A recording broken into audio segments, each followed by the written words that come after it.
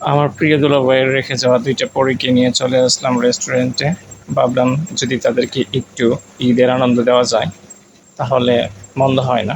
হয়তো দুলাভাই থাকলে ট্রিটটা আজকে উনি দিতেন আমাদেরকে। ওনার জন্য সবাই দোয়া করবেন। আর ভাবলাম পাশাপাশি একটু রেস্টুরেন্ট রিভিউ করা যায় যদি, করে নিই। এই তো রেস্টুরেন্টের এন্ট্রান্স এটা। এন্ট্রান্সটা খুব সুন্দর গোছানো। এটি নারায়ণগঞ্জের সোনারগাঁও চৌরাস্তাতে অবস্থিত। বাস স্ট্যান্ডে একটা বিল্ডিংয়ের ৫ তলায় রুফটপে। তো আমরা খাবার অর্ডার করলাম এবং খাবার অনেকটা চলে আসছে। স্যুপ নিলাম, চিকেন ফ্রাই নিলাম অ্যান্ড আমরা ফালুদা নিলাম। খাবারের প্রাইস মিড হাই রেঞ্জ বলা যেতে পারে। আর খাবারের মান যদি বলা হয়, স্যুপের টেস্ট ভালো ছিল, বাট স্যুপে তেমন একটা মাশরুম বা চিংড়ি ছিল না। কিছুটা চিকেন ছিল। 10-এ 6 দেওয়া যেতে পারে। তাই পিক স্যুপ ৪৯৫ টাকায় 1:3। অ্যান্ড ফালুদাটা বেস্ট ছিল। ফালুদাটা ১৮৫ টাকা। 10-এ 8 দেওয়া যেতে পারে, 1:1 ছিল।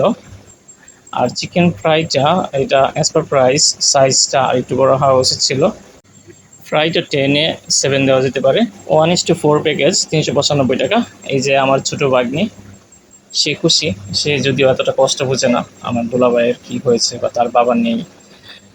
সে যখন কষ্ট পায় তখন অনেক কষ্ট পায়, আবার হাসি খুশিও থাকে যখন মনে থাকে না। রেস্টুরেন্টের পরিবেশটা দেখতে পারেন। রেস্টুরেন্টের পরিবেশটাকে 10-এ 9 দেওয়া যেতে পারে। খুবই সুন্দর গোছানো।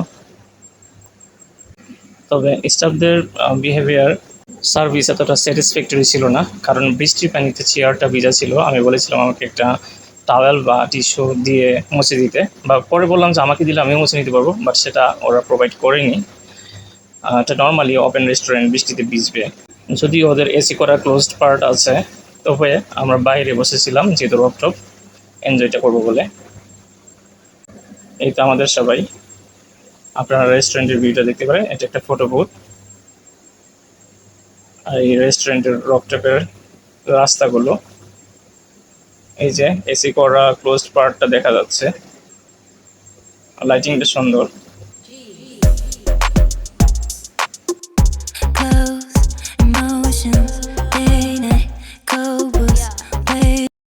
ওয়াকিং ওয়েগুলো সুন্দর করে ডিজাইন করা, কাঠ আর পাথরের সমন্বয়ে।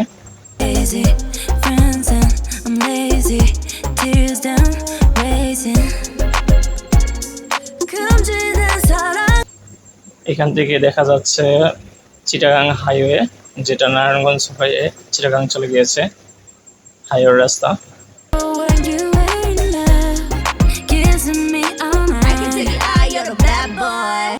ভালো লাগলে শেয়ার দিয়ে পাশে থাকবেন।